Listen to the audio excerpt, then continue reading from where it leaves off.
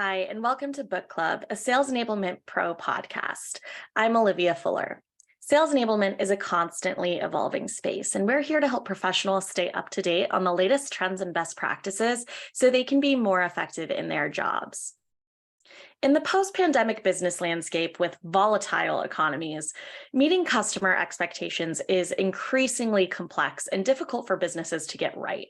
This means that it's more important than ever for business leaders to collaborate and operate with a growth mindset across the entire customer journey to achieve sustainable success. In her book, Marketing for Dummies, Jeanette McMurtry talks about the critical role that marketing strategy plays in ensuring long-term success and how marketing, sales, and enablement can partner together to move businesses forward. So I'm so excited to have Jeanette here to tell us a little bit more about her book. So with that, Jeanette, I'd love for you to just introduce yourself to our audience and tell us a little bit more about your background.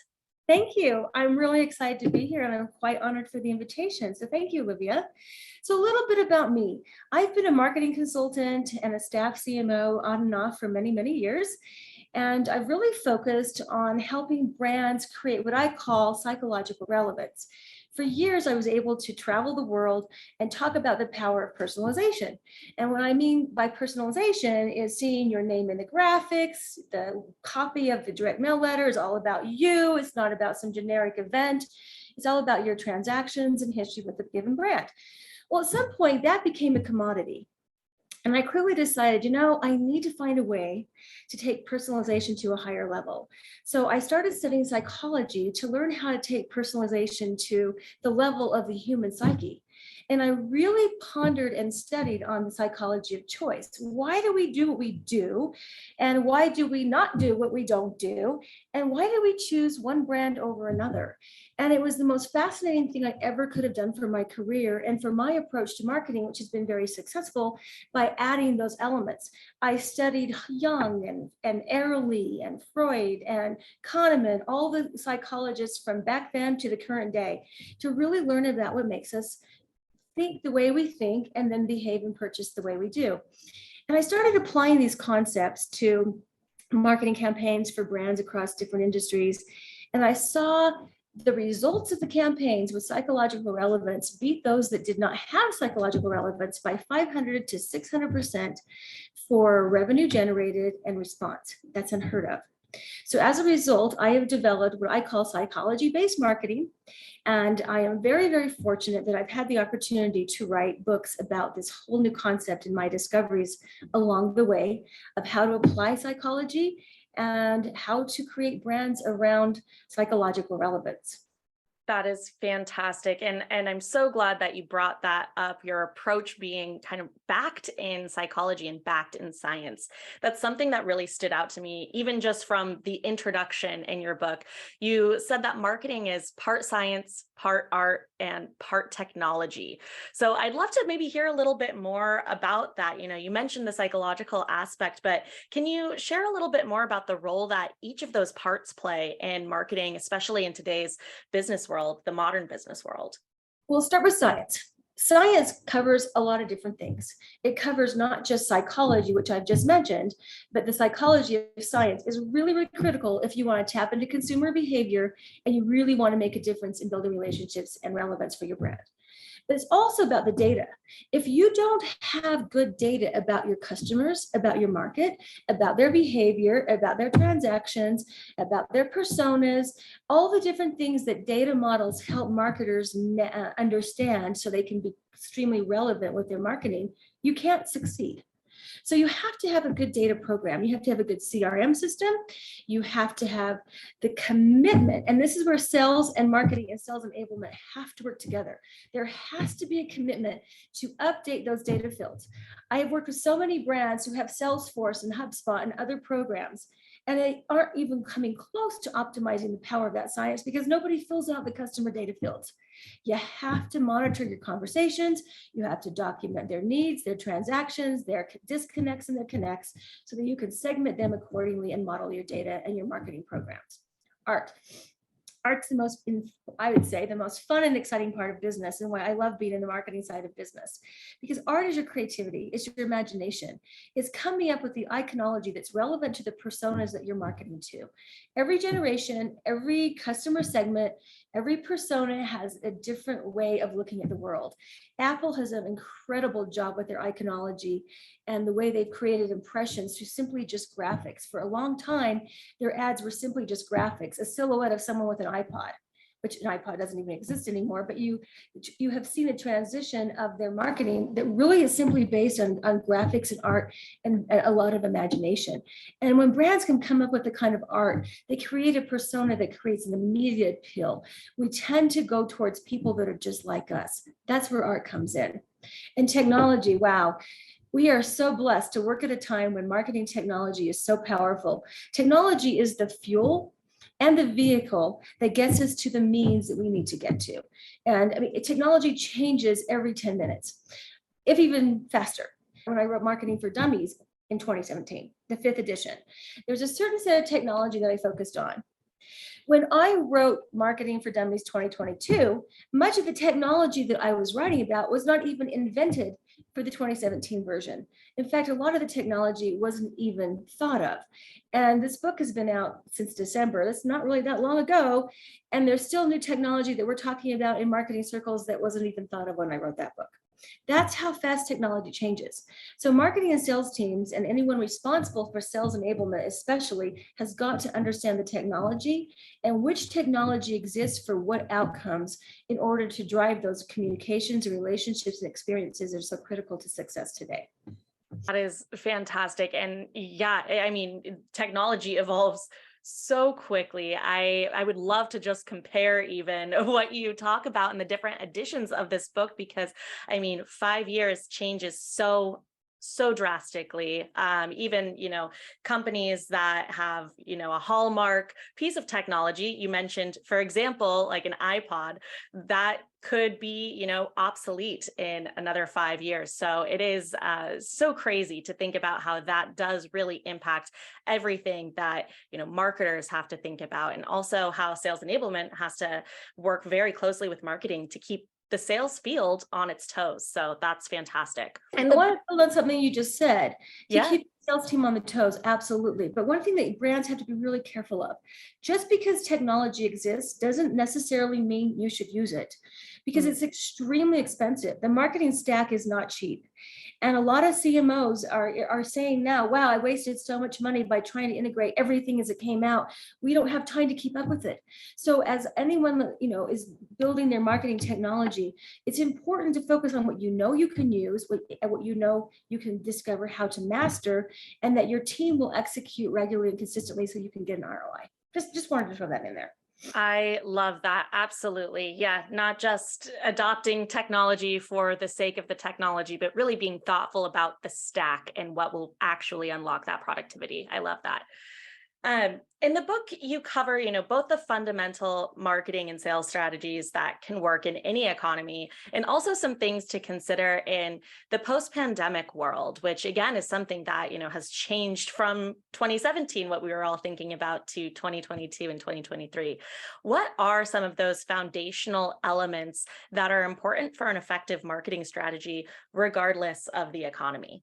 It's actually one major element that you have to focus on, and that is a growth mindset.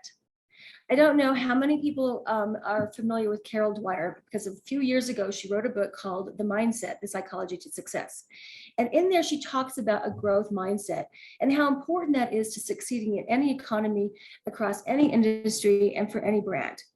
And a few years after this, Harvard Business did a research study to discover how companies with growth mindsets come out of recessions or bad economic times versus those that don't. So it's human nature when you see the storm coming to, batter up the windows and hunker down. But when you do that, you're really setting your company up to fail. In an economy, you can't hunker down. You have to brave the storm, eyes wide open, and really go after it. And you have to decide right now and to do this before the storm arrives. So the companies that weathered this last few recessions that Harvard studied, Only 9% came out ahead of their revenue status after the recessions were over. And they compared 3 different recessions. Only 9% did. 17% failed altogether, and 80% of those companies they studied either came out of the recession below their revenue status or right at break even. Okay, so they lost quite a bit of money and opportunity. What was the difference in those 9% that came out ahead? They didn't lay staff off. Now, this is a really important thing to think about because we are watching more and more and more companies lay people off at record paces that I've never seen before in my lifetime. And a lot of it's the marketing team. They're not laying staff off, which means they're keeping morale. They're keeping, employees that are there are not living in fear of being next. They're producing, they're innovating, they're using their imagination. They're confident, they're excited to move forward. The other thing they did is they stayed committed to marketing. It's amazing to me when companies get scared, the first thing they do is cut the marketing staff. Really? Now think about that. Okay, so while your competition continues to do marketing programs and build brand awareness and build relationships, you're becoming invisible. What's the sense in that? And those are the 80% of the companies that either came out of the recession less profitable than they were before, or they failed. 17% of companies failing in bad economic times, that's a pretty big number. Nobody wants to be in that mindset, but yet you see the majority of companies today following the hunker down mindset versus the growth mindset. It's a fascinating study, and the case study that Harvard puts together is Office Depot versus Staples. I don't know about your market, but Office Depot has closed every business, every building within any 60-mile radius of me. Staples is thriving because they took the growth mindset during the really hard times and invested in people, invested in marketing, and created customer experiences that created loyalty for good times and bad times. That is some fantastic research and really great points there. And I love what you said around the difference between the hunker down mindset and the growth mindset. And in particular, maybe where some choices can be made in business that really do set the leaders and the people that are able to achieve that sustainable long-term success to, the businesses that maybe won't be able to weather the storm. So thank you for sharing that. That was fantastic. I'm curious to learn what are, today in particular, some of the biggest changes that sales and marketing teams are experiencing in the current economic landscape. And what's your advice for how companies can overcome some of those challenges? Same thing, focus on the growth mindset. But there's another element of the growth mindset that's really important for marketers to think about. And that is moving from a USP to an ESP. You're not going to grow your business if you continue to promote a unique selling proposition, because guess what? Nothing really is unique. And if you do come up with something unique, it's pretty much repetitive or duplicative within a minute by a bigger company that you might compete with. Technology, what we were talking about earlier, allows companies to narrow those gaps really quickly and copy anybody's really good idea. So that is not going to make you sustainably competitive for very, very long. But yet people are always trying to say there's something unique about it. Well, first of all, let's admit that nothing is unique about customer service, because anybody can improve their customer service within a minute. Just, hey, tell your staff, give customers whatever they want, no questions asked. That doesn't take a lot of time to make that change. So that's nothing. And everybody I know thinks that's what sets them apart. Really? First of all, let the customer decide if that's what sets you apart. And if you ask them, you get into market research, which is covered in depth in chapter 5 of my book. There's a lot of different research technologies to find out what customers really think about you and your category. When companies do customer research, they often find out that they're not really as good at that customer service advantage as they think they are. So you can't focus on that. What you can focus on to weather any storm, and even if it's not a bad economic time, this should be your primary focus, and that is to move from a USP to an ESP. And I don't mean extrasensory, psychic, voodoo kind of stuff. I mean emotional selling proposition. Because everything we do is emotional. Going back to Harvard research, there's a professor there, or a former professor named Gerald Zaltman, and he did a lot of research on how consumers think, and that's actually the name of his most popular book. And in there, he talks about his research that shows 90% of what we do is driven by our unconscious mind. That means we are driven by our emotions more than we are rational research that we might do about the best price, the best deal, or the best quality. Those factors are thrown out by the unconscious mind, and we go towards brands and people and organizations that make us feel really good. They make us feel like we are invincible. We get those dopamine rushes that make us feel like we can conquer the world, or we get oxytocin rushes that make us feel like we're loved or connected or valued. When those things happen, price, service, convenience don't matter. So brands need to look at the emotional fulfillment that they provide. Do you provide security? Do you help people relieve their fear of making a bad decision, or help them get beyond FOMO, the fear of missing out? Do you help them create a sense of belonging through social proof? What are the emotions that you're creating consciously and unconsciously? Because once you create an emotional bond through ESP marketing, that bond is really hard for a competitor to break. And they're most likely, if you keep it up through sales enablement and account-based marketing kinds of strategies and execution, if you keep those emotions strong and those bonds growing, no one's going to take that customer away from you for price or even convenience. And that's proven. A lot of research shows that. Absolutely. That is so interesting. I love what you said also around, you can't differentiate on customer service because it's really about if your customers view your service as exceptional as well. Kind of along those lines, in making sure that you're staying on top of those preferences and those needs of your buyers. I'm curious what your advice is for how marketing leaders can stay on top of those changes, or at the very least, just understand what the preferences of their buyers are. So going back to what I was mentioning about customer research, a lot of people think, oh, research is really expensive and no one is going to fill out my surveys anymore. Well, guess what? Going back to technology, there are a lot of ways to stay on top of your consumers' attitudes and their thoughts about your brand. And there are a lot of affordable ways to do this. So there's really no excuse for not keeping in touch with your consumers' attitudes and perceptions of your brand. And if you don't, then you're going to be in that bucket that I mentioned earlier of the brands that think they have great customer service, but their customers don't agree with that. And there's a lot of research that shows that what brands think about their role in customers' lives is very different than what customers think. And if you're one of those, it's going to be really hard to succeed. So what are some of the customer research tools we can do? Well, there's no excuse for not asking the big famous NPS question. And that is the question for the Net Promoter Score. How likely are you to recommend us to a friend or colleague? That is a loaded question, because it really is telling a brand if they'd be loyal to you. Because if you're not going to be loyal to a brand, you're not going to recommend it to a friend, because if you're embarrassed by the quality or the experience your friend has, it makes you look bad. So you're putting skin in the game when you recommend anything to someone you care about. If you set someone up to lose money or have a bad experience, you somehow, even if you don't have much of a moral conscience, you will feel responsible for setting someone up for a bad experience at some level. And nobody wants to be in that situation. So that helps really define loyalty at a very deeply emotional level.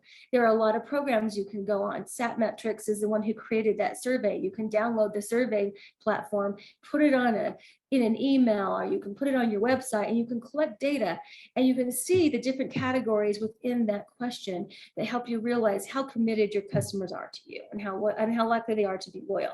There's also social listening tools. You can go out there and find programs. You can purchase them like on a SaaS model to help you listen to a collective voice of consumers that you're targeting.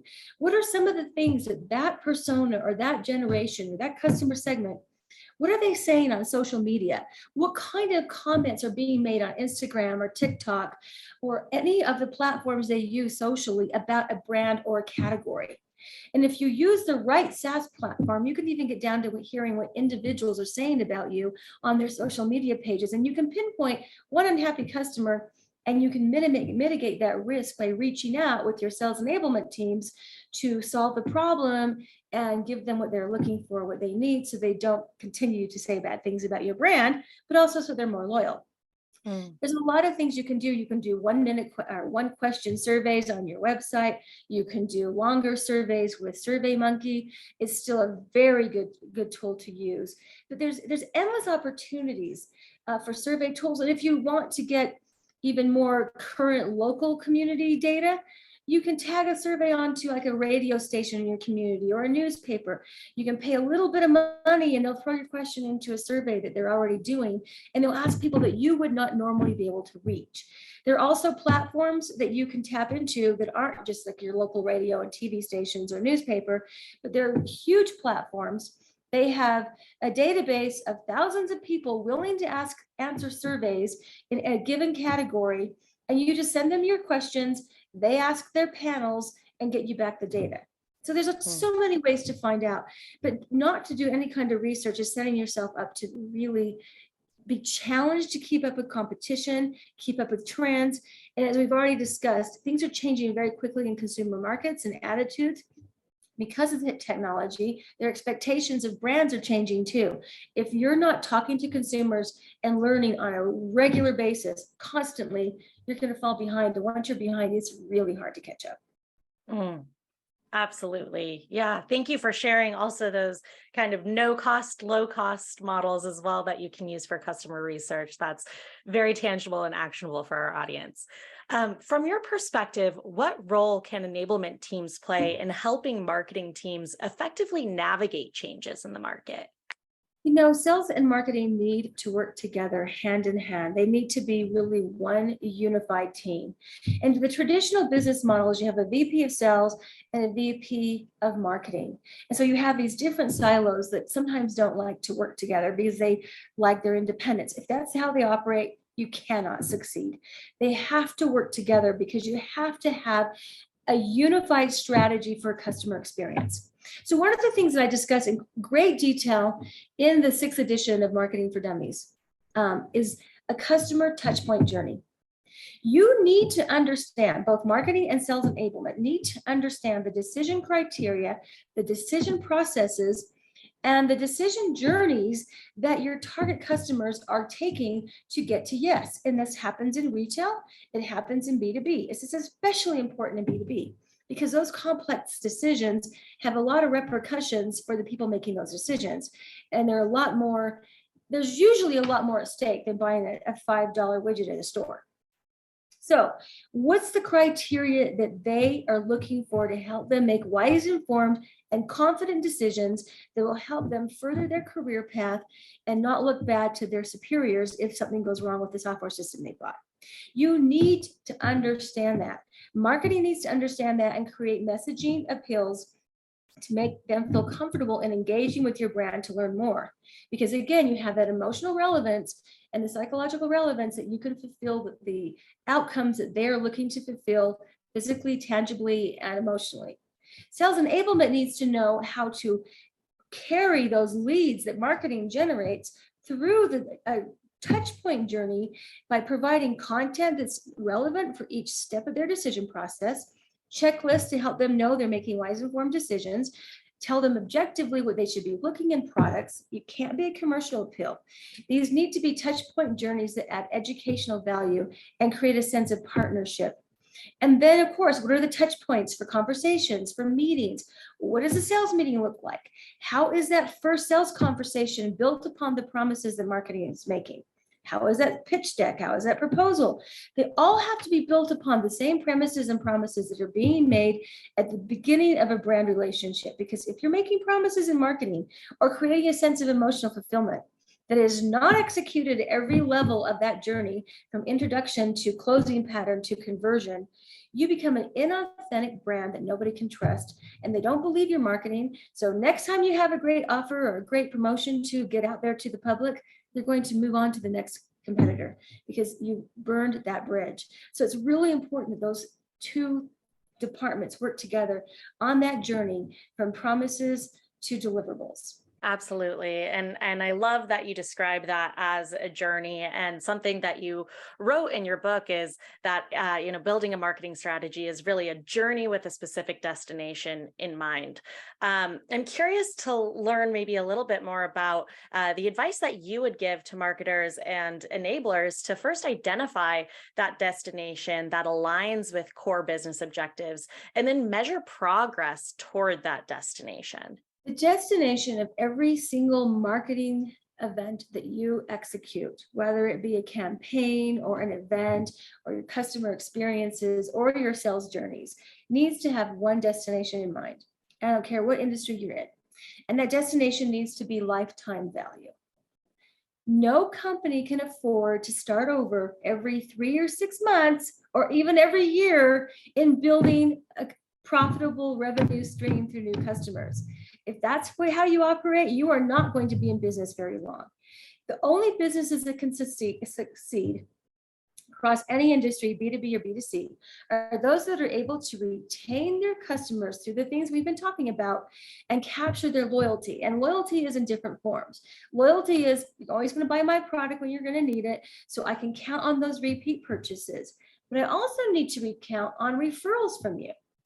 So if you have 3 referrals from every loyal customer you have, think about your business growth.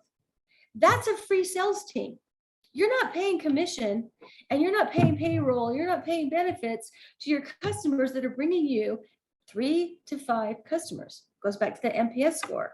Ask that question, find out how likely they are to recommend, and then give them reasons and incentives to recommend other purchasers. Lifetime value is probably one of the most important things that somebody can learn how to calculate. So you need to take the time to calculate it for your industry, for your business. What's the life cycle of your clients? If you're in a business where you're likely to keep someone for 10 years or 5 years, figure that one out. And then you have to figure out how to take the elements and characteristics of your most loyal customers, append that to your data models, going back to the science we talked about earlier, and make sure you're going after new customers that look a lot like your loyal customers. And then that cycle becomes a very successful approach. But again, if you're looking at a destination for a short sales quota or just to meet the quarter's revenue that you're under pressure to meet, that's not sustainable. You're not going to be able to do that for very long. And your competition that's focusing on loyalty, they're going to take ahead. Now, there's another thing to think about too. A lot of companies have contracts. And when you get a client signed in the contract, I spent a lot of time in the SaaS and software world, so that's kind of how I think. You get those clients lined up in contracts for 3 to 5 years. That's really something to think about, because if you're letting your competition get those customers or getting those prospects, they're going to have the market locked up for 3 to 5 years. That's why the customer experience is so important. So when you set your destination for lifetime value, you have to understand the customer experience and the ESPs that you're going to deliver from every aspect of the marketing campaigns to the sales enablement execution to closing and account management through ABM. If all those elements don't come together, you're never going to get to that destination. That is fantastic advice. Well, Jeanette, thank you so much for sharing all of this expertise with our audience. I learned so much from this conversation, and I'm so excited for our listeners to hear this. So thank you again for taking the time. Oh, thank you. It's an absolute honor to be here today and talk about my books. I feel very honored to have a voice and to be able to share some of my experiences throughout my career to help people be successful no matter what business they're in. So thank you, Olivia. I really enjoyed our conversation today. Awesome. And to our audience, we absolutely recommend picking up a copy of Marketing for Dummies. We will include a link to that in the transcript. And thank you so much for listening. For more insights, tips, and expertise from sales enablement leaders, visit salesenablement.pro. And if there's something you'd like to share or a topic that you'd like to learn more about, please let us know. We'd love to hear from you.